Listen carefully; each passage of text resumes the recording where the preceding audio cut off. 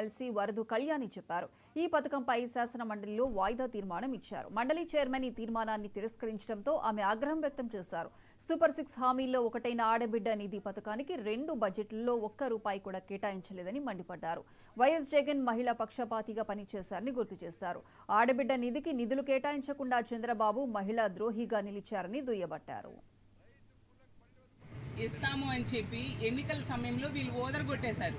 మహానాడులో అయితే చంద్రబాబు నాయుడు గారు చెప్పారు, ధరలు పెరిగిపోయాయి, ఖర్చులు పెరిగిపోయాయి, ఇల్లు భారం అయిపోయింది, నా ఆడబిడ్డల కోసం నెలకి ₹1500 ఇస్తాను, 19 సంవత్సరాల నుంచి 59 సంవత్సరాల మధ్య ఆడబిడ్డలకు సంవత్సరానికి ఈ విధంగా ₹18,000 ఇస్తానని నమ్మ పలికారు. ఈరోజు ఈ కూటమి ప్రభుత్వం అధికారంలోకి వచ్చింది. మొన్న బడ్జెట్లో రూపాయి కేటాయించలేదు. ఈ బడ్జెట్లో కూడా రూపాయి కూడా కేటాయించిన పరిస్థితి మనందరము చూసాం. మొన్న బడ్జెట్ డిస్కషన్ టైంలో అయితే హోమ్ మినిస్టర్ గారు అడ్డంగా చెప్పేశారు, ఈనాడు పేపర్ చూసి దీనికి కేటాయించేశారు నిధులు అని చెప్పేసి. మేము ఆ రోజే చెప్పాము, ఆడబిడ్డల్ని నెట్ట నిలువుగా మోసం చేశారు, ఈ ఆడబిడ్డ నిధికి డబ్బులు ఏమాత్రం కూడా కేటాయించలేదు అనే విషయం.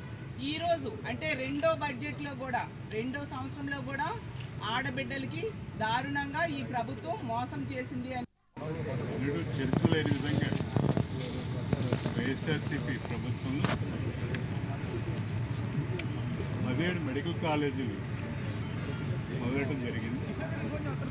ముందు స్వాతం వచ్చినప్పుడు కూడా రోజులు కూడా అంటే మొదటి 11 మెడికల్ కాలేజీలు ఉంటే చరిత్రది 17 మెడికల్ కాలేజీలు జగన్మోహన్ రెడ్డి గారు ప్రారంభించడం, అందులో 5 మెడికల్ కాలేజీ 750 మంది పిల్లలు చేరడం.